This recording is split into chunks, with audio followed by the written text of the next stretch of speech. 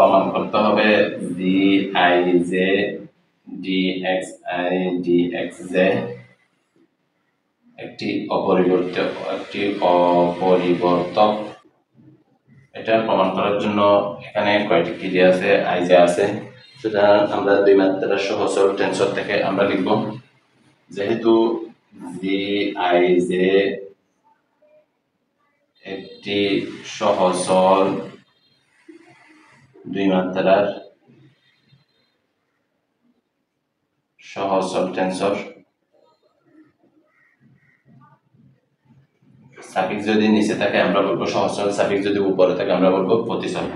সহচর টেন্সরের সংজ্ঞা অনুসারে আমরা লিখতে পারি G I J is equal to del X into del X দিয়ে দিলাম, এদিকে একটা জি দিলাম।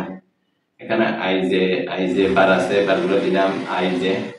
এখানে নতুন ধ্রুবক নতুন সূচক নিলাম এ বি, এই এ বি এখানে আমরা নিলাম G I J del X bar I del X bar J is equal to আমরা পাই এখানে del X bar I del X B del X bar J into G A B into D X bar I D X bar J. উভয় পাশে আমরা dx bar i dx bar z দ্বারা আমরা গুণ করলাম। আমরা এখানে লিখতে পারি এটার সাথে এটা গুণ, এটার সাথে এটা গুণ, আমরা গুণ করব। তাহলে আমরা পাই del x divide by del x bar i dx bar i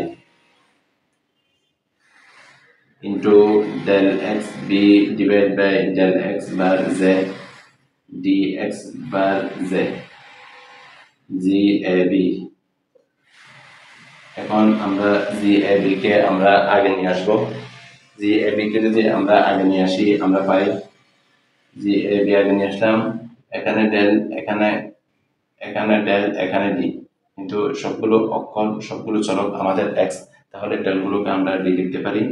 তাহলে ডেল এক্স বার আইটা হয়ে যাবে ডি এক্স আই, তাহলে এটা 1, তাহলে ডেল এক্স এটা হয়ে যাবে আমাদের ডি এক্স এ। অনুরূপভাবে এখানে ডি এক্স ডি।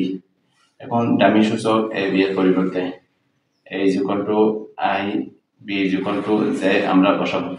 আমরা যদি ডামি সূচক a is equal to i, z is equal to b বসাই আমরা পাই i z dx bar i dx bar z is equal to g i z dx i dx z। তাহলে আমরা বলতে পারি g i z dx i dx z একটি অপরিবর্তক।